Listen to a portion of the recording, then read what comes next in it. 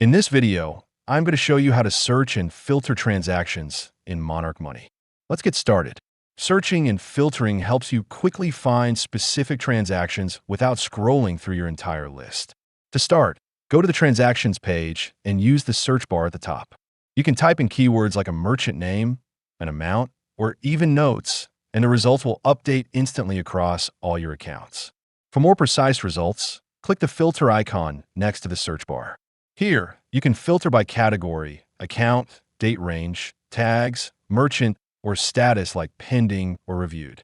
You can also combine filters with search terms to narrow things down even further.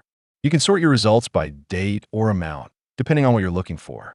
For quicker access, you can also use the Ctrl+K shortcut on desktop to open a global search and find transactions, categories, or merchants faster. If you regularly search for the same things, you can save those filtered views for easy access later. If you want to support our channel, feel free to use our affiliate link in the description below.